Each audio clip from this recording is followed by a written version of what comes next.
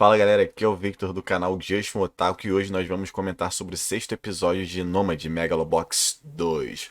Vamos lá que, nossa, esse episódio teve... Quase fez escorrer uma lágrima dos meus olhos, eu confesso, e vou explicar qual cena que foi pra vocês. Esse episódio começa com um Bonjeri, né?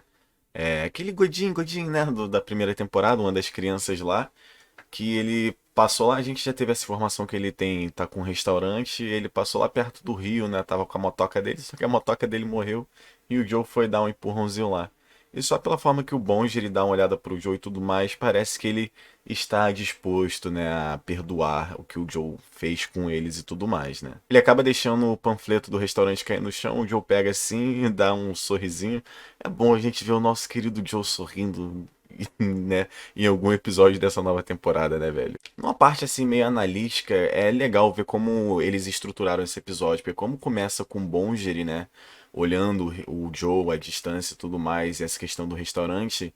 Então, a próxima cena depois da opening, né, é praticamente no restaurante, cara. Então, é bem legal vocês começarem a prestar atenção nesses detalhes, porque dá mais imersividade, né, dá uma imersão maior para a narrativa. E não temos outras. Bonji foi fazer entregas, né? Por isso que ele estava com a motoca. Só que todas as crianças lá estavam no restaurante. É a Oicho, o Sátio e o Santa, né?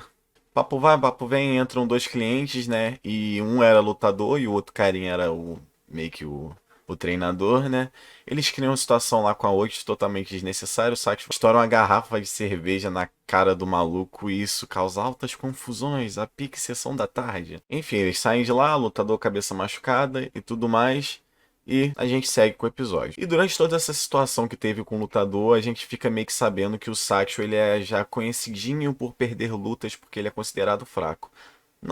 A gente pode até considerar que ele seja fraco e tudo mais, mas é porque ele ainda é muito jovem e não deve ter muita força no soco, né, cara? Então esse deve estar sendo o ponto fraco dele nesse momento da história. E foi importante isso ter citado, porque tem uma pessoa por trás do Satchel e tudo mais. Como o episódio começa com o Bowser, a gente começa a ver mais sobre Santa e a Oito, né, cara? Como eles reagiram, né, perante toda a situação que aconteceu no passado. Oito que revela pra gente que a razão que o Saito não perdoe o Joe não necessariamente era pro velhote ter morrido, mas sim por ele ter fugido, né? Mas eu acho que talvez sejam os dois. Eu acho que o Joe ter fugido deve ter sido o mais forte, né?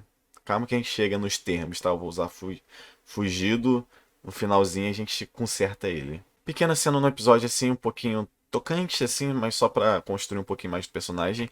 O Santa é tentando escrever um artigo, né, pro jornal que ele escreve e tudo mais, falando sobre a volta do Joe, só que ele não consegue e deleta. E se perguntando por que ele voltou, né, cara? Bem, temos o Joe, né, comendo a comidinha dele, o Cup Noodles dele lá, né? Só que ele vê o panfleto e pensa, eu deveria comer uma comidinha de verdade, não é mesmo? E decide ir lá visitar o Bonjiri. E é aqui que eu gosto de como esse anime, né, ele tá conseguindo sair do clichê e surpreender a gente, porque nesse momento que a gente vê que o Joe vai visitar o Bonjiri, enfim, eu vou chamar ele de qualquer jeito, mas vocês vão entender. É que tem um corte pro Bonjiri lá no restaurante dele e aquele lutador volta, cabeça enfaixada, junto com talvez o treinador dele, a pessoa que fica por trás, né? E roubam a escritura do Bonjiri, né, cara? Pegam pra eles e destrói o lugar completamente. E essa destruição tem uma importância muito grande do que eu falei pra vocês no começo do vídeo, que foi o que me deu uma emocionada e quase foi uma lagriminha aqui em mim. Então, o que que a gente esperava, né? Tem a cena do Joe e esses caras entrando dentro do restaurante. A gente esperava, nossa, o Joe vai chegar lá e vai trocar porrada e tudo mais. Mas não, no momento que o Joe já chega lá, já tá tudo destruído e o Satchel tá metendo o pé lá com o carro, indo direto já tentar pegar a escritura e tudo mais, tentar resolver a cagada que ele tinha feito. E isso é legal porque brinca com a nossa expectativa. O que a gente sempre espera as obras, né, elas precisam ser surpreendentes, inesperado as situações. Então eu gostei muito dessa decisão que eles tomaram nesse episódio, de não precisar do Joe ir lá no restaurante e tudo mais, e assim arranjando uma solução melhor, até pra gente poder ver o Joe lutando novamente, cara. Sati vai resolver os problemas que ele foi causar e tudo mais, tentar negociar lá, porque o lutador foi machucado na cabeça e não poderia lutar. Então o Sati fica a dispor de lutar, né, cara, com no lugar dele em troca da escritura. Só que qual foi a decisão? Ele tem que ganhar, cara, a luta. E o cara é um maluco imenso e tudo mais. E aqui a gente vê, por mais que o Satchel tenha ficado mais velho, a gente vê o bom coração dele que o cara fala, ah, então peça desculpas e tudo mais. Ele, cara, ele fica de joelhos no chão e pede desculpa só pra poder ter a escritura do bom Geri de volta, né? Porque foi praticamente culpa dele, né? Ele ter criado situação com esses caras lá no restaurante do Bond. E a gente tem a cena legal, né, do Joe voltando lá pra falar com o dono do ringue, cara. É dessas lutas que acontecem. Então ele se oferece a lutar, né, no lugar do Satchel e fala com o dono do ringue. O Satchel quando vê o Joe fica muito puto e tudo mais, porque ele pensa que ele é fraco e não precisa do Joe, aquela coisa do orgulho. Mas no final das contas, o dono do ringue é o dono do ringue, meu irmão. E o dinheiro fala mais alto. O que uma luta daria mais dinheiro? O Satchel versus um cara grandalhão ou o fucking Master Boss que ganhou o Megalonia? Enfim. Sobe no palco, o Joe começa a lutar bem, só que começa a tomar muita porrada e a gente começa a ter uns flashbacks contando o que aconteceu naquela luta de aposentadoria. E a gente fica sabendo que o que aconteceu, que tinha tocado a bola, né, no último comentário, ele perde, cara. E é legal que o episódio ele bota, tipo, não por ele ser ruim, mas porque ele não tinha mais a estamina, saca? Ele tava há muito tempo, talvez parado, né, pra poder lutar contra um cara que tava no auge e tudo mais, o Yuri treinando ele, o cara provavelmente já tava ali muito tempo, já tava empolgado, e o Joe teve que voltar, né, treinar só pra poder lutar contra esse cara. Então, foi interessante que esse episódio ele tentou casar uma luta que tá acontecendo agora e uma luta de flashback. E ficou show de bola, cara. É ponto positivo pra esse episódio. E o que eu espero agora, que eu tô um pouco hypado, é que eu quero saber a visão do Yuri sobre o Joe, cara. Porque ele tava lá, né, durante toda essa parte da luta, ficou só acompanhando o que estava acontecendo, só que a gente não escutou um pio do Yuri ainda nessa temporada. Então eu gostaria muito de saber qual é o ponto de vista dele sobre o Joe e se eles vão se encontrar, não que seja para lutar, mas realmente trocar uma ideia e como o Yuri tá se sentindo, né, cara, depois de todos esses anos de ver o Joe perdendo desse jeito pro cara que ele tava treinando.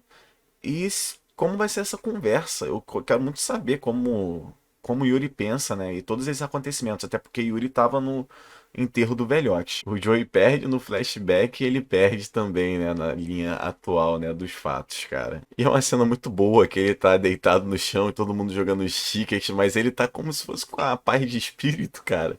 Eu gostei muito dessa cena. A criançada fica maluca, né? Ele perdeu, nosso bonde, ele se ferrou e tudo mais.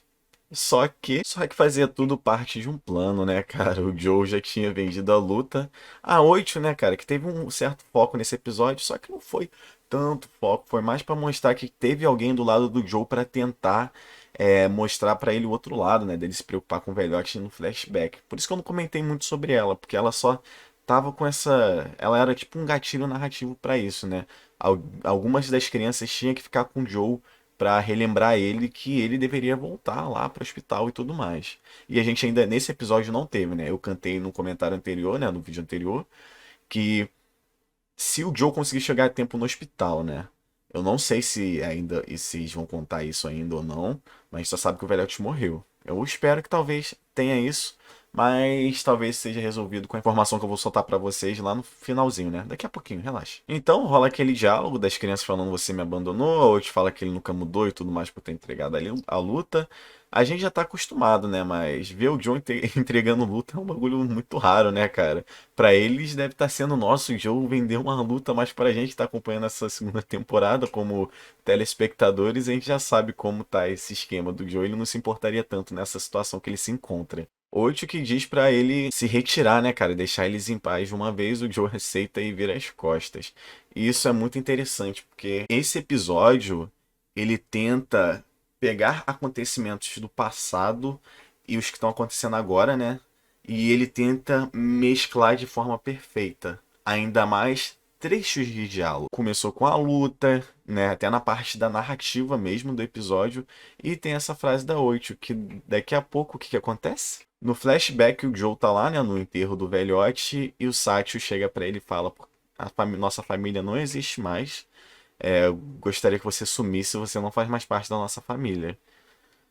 Assim, a gente não sabe exatamente se foi por isso ou se eles vão explicar, Mas eu acho que deve ter sido por um motivo maior, cara. Eu acho que não foi só o site ter machucado o coração dele. Eu acho que talvez as pessoas começaram a tratar ele de forma diferente. Talvez ele queria uma válvula de escape, né? Sei lá, queria sair de tudo aquilo. E é isso. Até agora vem o site falando: por favor, nos deixe em paz. Parta e nos deixe em paz, fazendo um paralelo, né, com a 8, que é o que a 8 falou no presente, cara. E isso foi muito bom. Isso é mais ou menos nosso episódio. Mas, Vitor, você não falou que quase chorou nesse episódio, né? Emocionada? Dei. Agora eu vou explicar pra vocês o porquê. Então vamos lá. Como eu disse no Odd Tracks, eu gosto muito de detalhes, cara. A gente teve um restaurante que ele foi quebrado, né? E o que que acontece, né? Eles tentaram, eu acho que foi o Satchel, né, cara? No momento que eles estavam lá na luta lá do Joe, o Satchel ele deve ter tentado remendar o restaurante, tá tudo coladinho e tudo mais, né? E quando o Joe entra pra lutar, a gente vê ele sem o gear e tudo mais, o corpo dele praticamente por completo, né? E ele tá cheio de cicatrizes e tudo mais. Só que quando ele chega no restaurante pra conversar com a criançada, ele tá cheio de band-aid na cara e tudo mais, porque ele levou uma porrada, né? Teve que perder a luta para poder ganhar a escritura de volta. E a cena que quase me fez chorar, que eu dei uma emocionada. Tô até feliz aqui de estar comentando essa cena e estar compartilhando com vocês, cara. É que quando o Bond o Bond ele tá segurando a escritura, ele pega e olha pra porta. E a porta ela tá toda quebrada e remendada, cara, assim como o Joe, saca? E ele fala: "Nossa, tá chovendo", e a chuva também remete ao dia do enterro do velhote. E cara, essa cena do Bongeris levantando, olhando pra porta e você fazendo analogia na hora que a porta era uma metáfora pra como o Joe tá. Nossa, cara, e começa a tocar uma música nesse momento. Isso tudo se casou, cara, e eu dei uma emocionada assim que eu não tava esperando. Eu tava assistindo o episódio assim, nossa, eu não tava esperando algo desse tipo, né, no sexto episódio do anime.